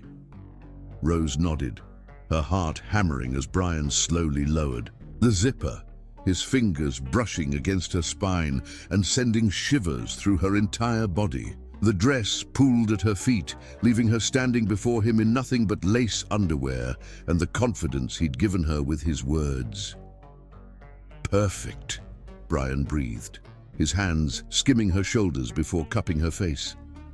Absolutely perfect. But instead of rushing, Brian surprised her by sitting on the edge of the bed and pulling her gently between his knees, his hands resting on her belly where their children grew. Tell me about your dreams, he said softly. What do you want for them, for us? Rose placed her hands over his, feeling the babies respond to their father's touch with gentle movements. I want them to know they're loved, not just by us, but by each other.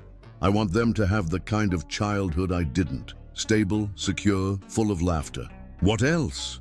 Brian prompted, genuinely interested in her every thought.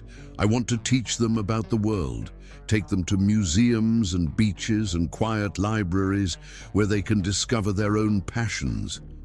I want them to know their fathers, and poetry and their mother's determination. Rose smiled down at him.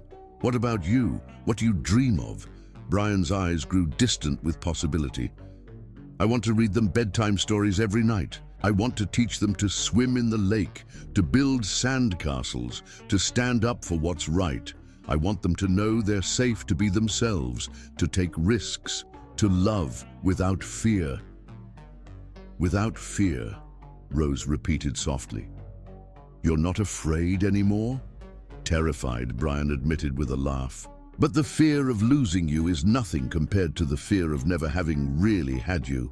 Tonight, I want to love you completely, body, heart, and soul.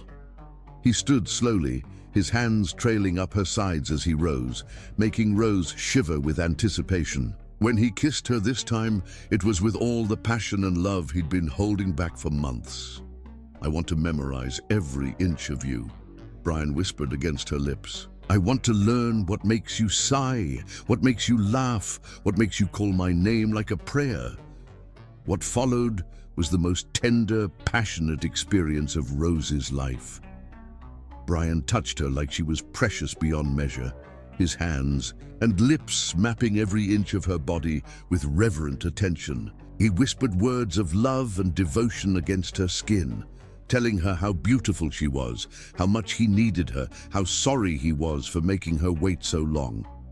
He traced the curves of her changing body with infinite gentleness, pressing soft kisses to her belly and murmuring promises to their children about how loved they would be. When Rose tried to hurry things along, desperate for the connection they'd both been craving, Brian stilled her hands. We have all night, he said softly. We have forever.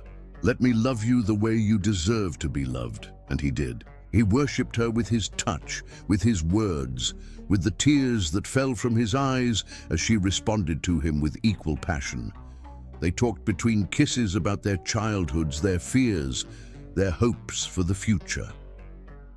Brian told her about the little boy who had lost his father too young and learned to hide his heart behind walls of responsibility. Rose shared stories of the girl who had raised herself while her mother worked, learning to be strong because there was no other choice. When they finally came together, it was with a sense of completion that brought tears to both their eyes. This wasn't the clinical, distant arrangement they'd originally planned. This was love in its purest form. two souls finally finding their way to each other. "I love you," Brian whispered as they moved together, his eyes never leaving Rose's face. "I love you so much it terrifies me." "Don't be terrified," Rose replied, her hands framing his face. "Be happy. Let yourself be happy with me."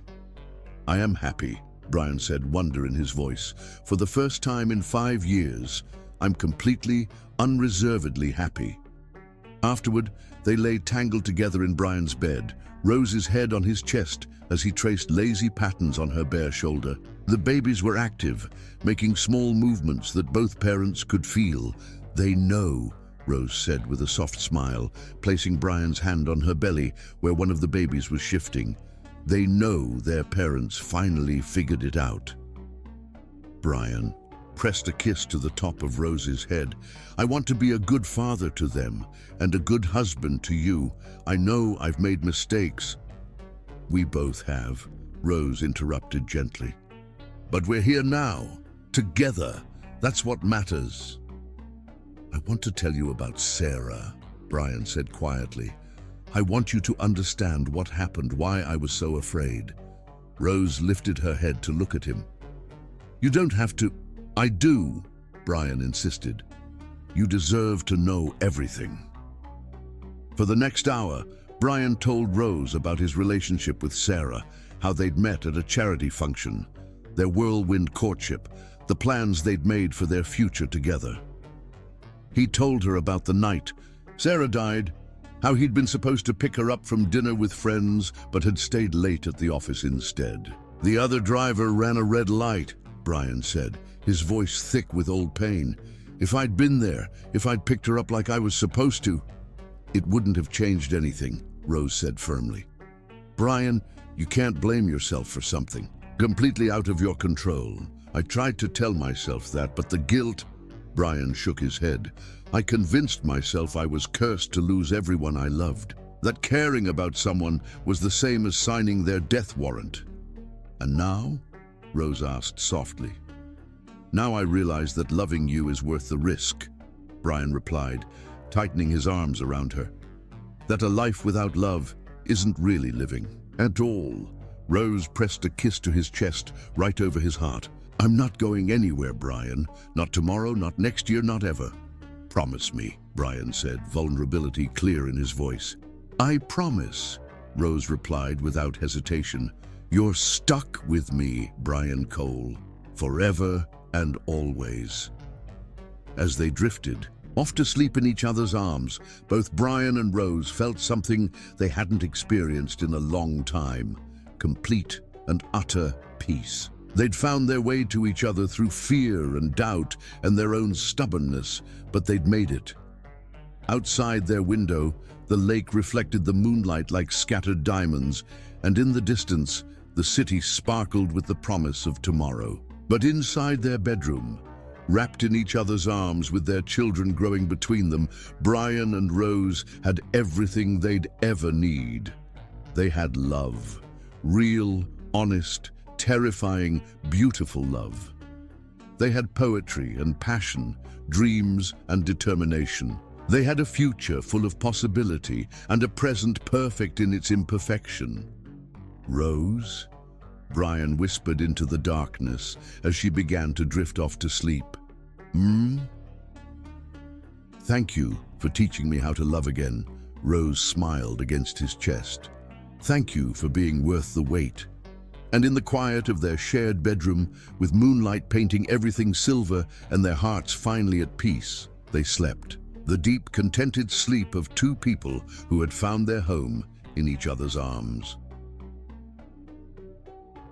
Chapter 9. Complications of the Heart. 3 weeks of blissful happiness followed their night of passionate surrender. Brian and Rose moved into the master suite together, spending their days planning for the babies and their nights discovering new depths to their love. Brian had never been more content. His smile came easier, his laughter was genuine, and he'd started talking about the future with enthusiasm that amazed everyone who knew him. "I've never seen Mr. Cole so happy," Mrs. Chen confided to Rose one morning as they folded tiny baby clothes. "He hums while he shaves now. Hums!" Rose laughed, her hand resting on her growing belly. At 23 weeks, she was definitely showing, and both babies were increasingly active. "He's been amazing. Last night he spent an hour reading poetry to them." "Which one was it this time?" Brian asked, appearing in the doorway with his briefcase and jacket. "Byron," Rose replied with a teasing smile. "I think baby A particularly enjoyed. She walks in beauty." Brian crossed the room to kiss Rose good morning, a ritual he'd never missed since they'd gotten together. "Excellent taste," he murmured against her lips. "Just like their mother." You sure you can't come to the appointment with me today?" Rose asked, straightening his tie with gentle fingers. "I wish I could, but this Portland expansion meeting has been scheduled for months," Brian replied regretfully. "I'll be back tonight, and we can go over Dr. Kim's notes together." "It's just a routine checkup," Rose assured him. "Nothing exciting." Brian placed both hands on her belly, smiling when one of the babies responded with a strong kick. "Be good for your mother today," he told them seriously. No acrobatics during the ultrasound. After Brian left for his flight to Portland, Rose spent the morning working on the nursery with Mrs. Chen. They'd chosen a soft green and cream color scheme that would work for any combination of genders, and Brian had spared no expense on furniture and decorations. Mr. Cole ordered 3 different cribs before he found ones he liked. Mrs. Chen laughed as they arranged stuffed animals. He said he wanted them to be perfect for his children. Rose smiled, touching the emerald engagement ring that she now wore alongside her simple wedding band. Brian had insisted on having a new ceremony to renew their vows properly, and they were planning an intimate celebration for the following month. The appointment with Dr. Kim went well initially. Both babies were measuring perfectly, their heartbeats strong and steady. But as the ultrasound continued, Rose noticed the doctor's expression growing concerned. "Is everything okay?" Rose asked, trying to see the monitor clearly. "Both babies look healthy," Dr. Kim said carefully, "but I'm noticing some changes in your cervix that concern me." "Rose, have you been experiencing any cramping or unusual pressure?" "A little," Rose admitted, "but I thought it was normal. The babies have been very active." Dr. Kim frowned at the screen. "I want to do a more detailed examination. This could be signs of preterm labor." Rose's blood ran cold. "But it's too early. I'm only 23 weeks. I know, sweetheart. Let's not panic yet, but I do want to monitor you closely." The examination confirmed Dr. Kim's fears. Rose's cervix had begun to shorten and dilate, early signs that her body was preparing for labor. "Far too soon. I'm admitting you to the hospital immediately," Dr. Kim said, her tone leaving no room for argument. "We need to try to stop this before it progresses." "But I feel fine," Rose protested, even as fear gripped her heart. "Shouldn't I call Brian first?" "We'll call him from the hospital," Dr. Kim assured her. "Right now, the priority is getting you on medication to try to halt the labor." The next few hours were a blur of hospital rooms, IV drips, and concerned medical staff. The medications they gave Rose to stop the contractions made her feel nauseated and shaky, but she was more worried about the babies than her own discomfort. "We haven't been able to reach your husband," the nurse informed her apologetically. "His assistant said he's in meetings all day." Rose tried Brian's cell phone repeatedly, but each call went straight to voicemail. She knew he was probably in the crucial expansion meeting, the one that would determine whether Coal Industries opened a new manufacturing plant, but she desperately needed to hear his voice. "Please," she whispered to her belly, where the babies seemed to have calmed down. "Please stay where you are. It's not time yet." As evening approached, Rose's condition began to deteriorate. Despite the medications, her contractions were becoming stronger and more regular. Dr. Kim's expression grew increasingly grave as she monitored Rose's progress. "I'm sorry, Rose, But we need to prepare for the possibility that we can't stop this, Dr. Kim said gently.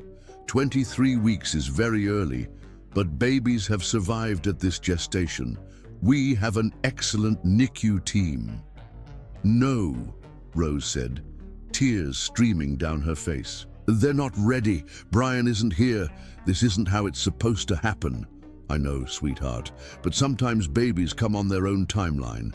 At 8 o'clock that evening, just as Rose was beginning to panic that Brian wouldn't make it, in time, the delivery room doors burst open. Brian rushed in, still wearing his business suit, his hair disheveled and his face pale with terror. Rose! He was at her side instantly, taking her hand and pressing it to his lips. I'm so sorry. My phone died during the meeting and I didn't get the messages until an hour ago. I chartered a jet the second I heard. You're here, Rose sobbed, squeezing his hand. You came back. Of course I came back, Brian said fiercely. I told you I'd always come back to you. Dr. Kim approached them with a serious expression. Mr. Cole, I'm glad you're here. Rose is in active labor and we can't stop it. The babies are coming tonight. Brian's face went white. But it's too early. 23 weeks is challenging, but our NICU is one of the best in the country, Dr. Kim explained. We have every reason to hope for positive outcomes.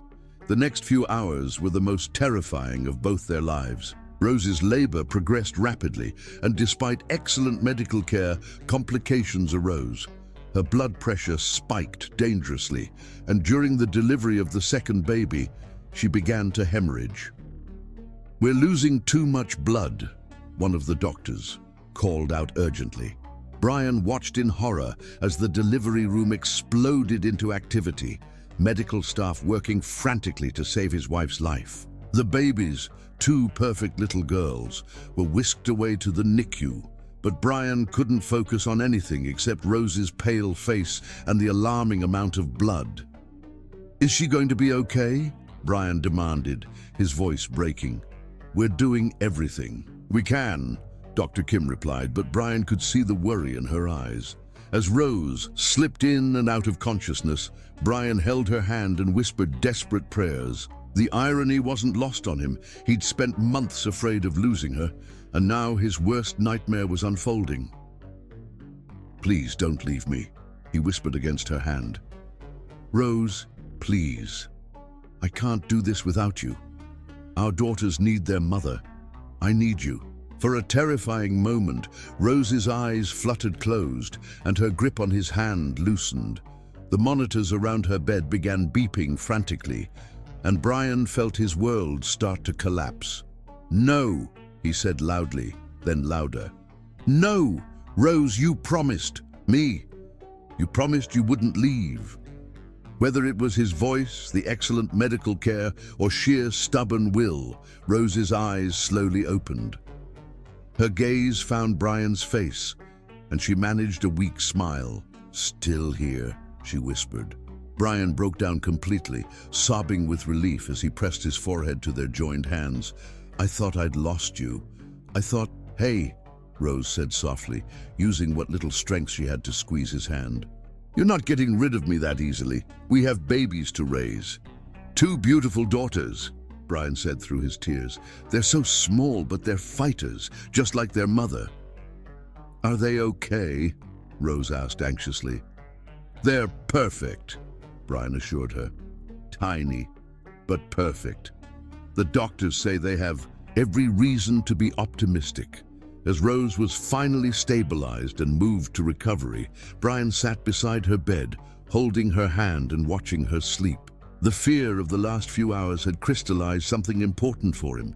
He realized that loving someone didn't make you cursed to lose them. Sometimes it gave you the strength to fight for them.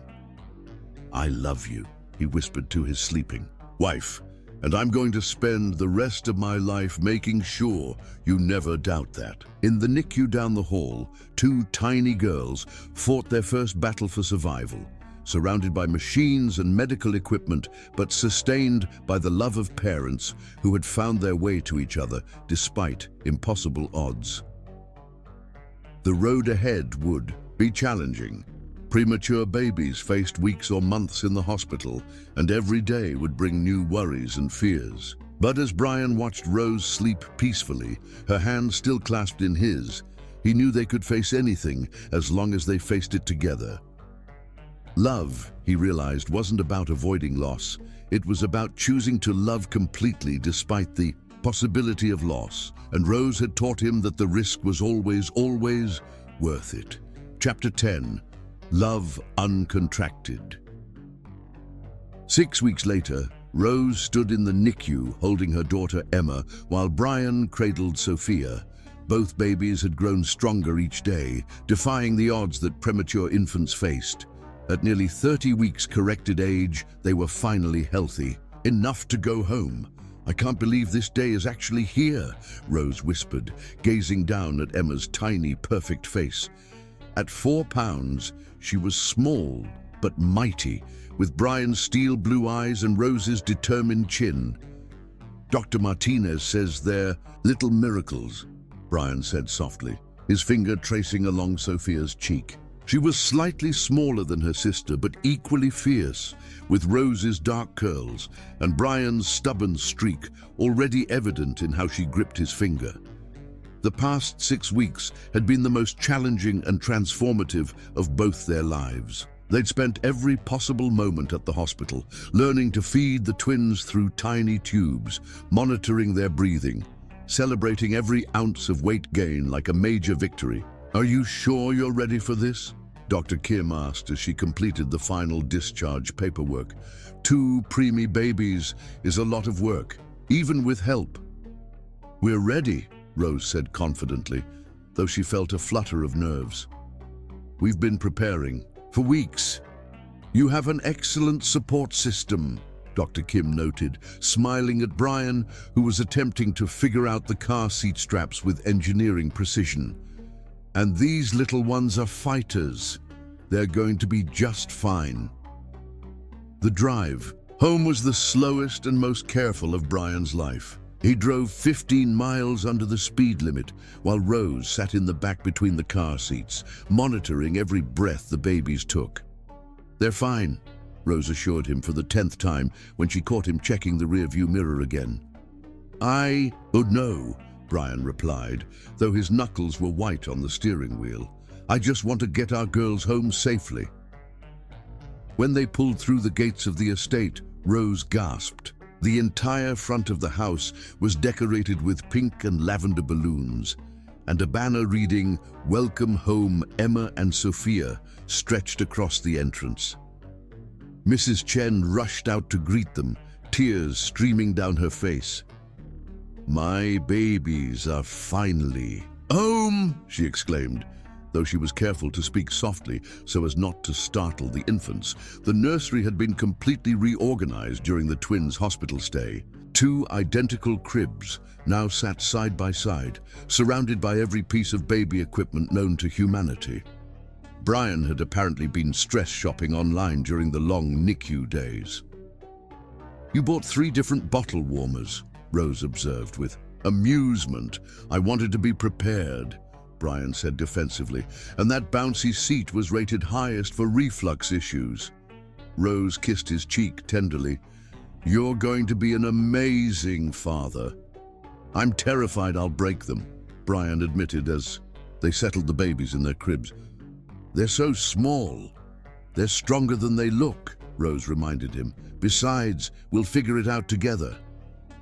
That night, as they took turns with the 2 a.m. feeding, Rose watched Brian hold Sophia with infinite gentleness, talking to her in a soft voice about all the things he wanted to show her when she was bigger. "I want to take you to see the ocean," he told the baby seriously, "and teach you about marine life. Did you know that seahorses are one of the only species where the males carry the babies?" Rose smiled from the rocking chair where she was feeding. "Emma, are you planning their college curriculum already?" "Just thinking about all the adventures we'll have," Brian replied, carefully burping Sophia.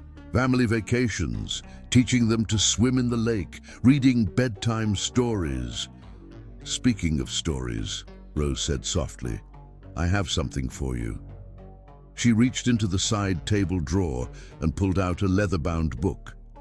"I've been writing in this during the hospital stays. Stories about their parents falling in love, about how wanted and loved they were even before they were born." Brian's eyes filled with tears as he took the book. "Rose, I want them to know the whole story someday," Rose explained. "How we started as strangers and became a family. How love found us, even when we weren't looking for it." Brian leaned over to kiss her softly. "I love you more every day. I didn't know that was possible. It's because our love keeps growing," Rose replied. "Every challenge we face together, every moment of happiness we share, it makes us stronger." 2 weeks later, Rose received an unexpected phone call that made her cry with joy. The experimental treatment worked. Her mother's voice was stronger than it had been in months. "Dr. Peterson says I'm in complete remission." "Mom!" Rose sobbed into the phone. "That's incredible news!" "I want to meet my granddaughters, Margaret," Bagwell said firmly.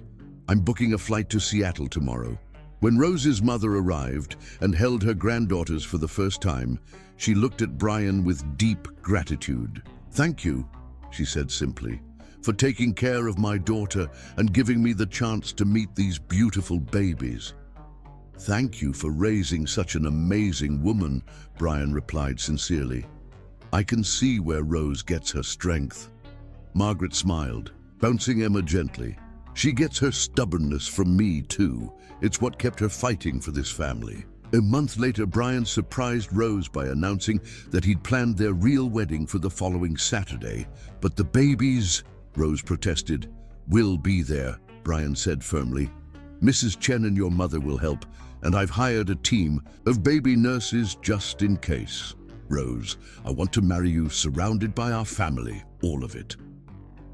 The ceremony was held in the garden overlooking the lake, with just their closest family and friends in attendance. Rose wore a flowing cream dress that accommodated her still recovering body, and Brian wore a suit the exact shade of blue as his eyes. Emma and Sophia, now 2 months old and thriving, slept peacefully in matching bassinets decorated with flowers. Marcus, who had flown in from Chicago, served as Brian's best man with genuine happiness for his friend's joy. "Do you, Brian Cole, take Rose to be your wife?"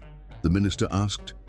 "To love and honor, in good times and bad, for richer or poorer, in sickness and in health, for as long as you both shall live?" "I do," Brian said, his voice strong and certain. "Forever and always." "And do you, Rose Bagwell Cole, take Brian to be your husband, to love and honor, in good times and bad, for richer or poorer, in sickness and in health, for as long as you both shall live?" "I do," Rose replied, tears of happiness streaming down her face. "Forever and always."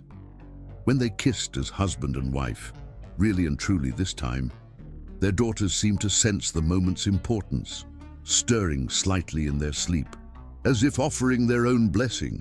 Later, as their guests enjoyed dinner and dancing, Brian and Rose stole a quiet moment alone by the lake, the babies sleeping contently in their arms. "No regrets?" Brian asked softly. "Only that it took us so long to get here," Rose replied, gazing up at the man who had become her whole world. "Although I think we needed to go through everything we did to appreciate what we have now." "I used to think love was a weakness," Brian admitted, "something that made you vulnerable to loss and pain. But you taught me that love is actually the strongest thing in the world. It's what gave you the courage to fight for your mother's life, what helped our daughters survive when they were born too early, what brought us both back from the brink of giving up on happiness." "Love isn't about avoiding pain," Rose agreed. "It's about deciding that some things are worth the risk." "You're worth every risk," Brian said, leaning down to kiss her forehead. "You and these beautiful babies. You're my whole world." Emma chose that moment to wake up, her tiny fist waving in the air as if she was adding her agreement to her parents' conversation. Brian laughed and gently transferred her to Rose so he could pick up Sophia, who was starting to stir as well. "I think they want to dance," Rose said with a smile. "Then let's dance," Brian replied, leading his wife and daughters back toward the music and laughter of their wedding celebration. As they swayed together under the starlit sky, surrounded by the love of family and friends, with their children, safe in their arms and their future stretching ahead full of promise, Rose reflected on the journey that had brought them here. It had started with a business contract, a desperate need for money, and two people who thought they could keep their hearts safely locked away. But love, Rose had learned, had a way of breaking down even the strongest walls. "What are you thinking about?" Brian asked softly as they continued to sway to the music. "Forever and always," Rose replied, her heart overflowing with love for this man and the life they'd built together. "Forever and always," Brian echoed, sealing their promise with a kiss as their daughters slept peacefully between them, surrounded by love that would last a lifetime.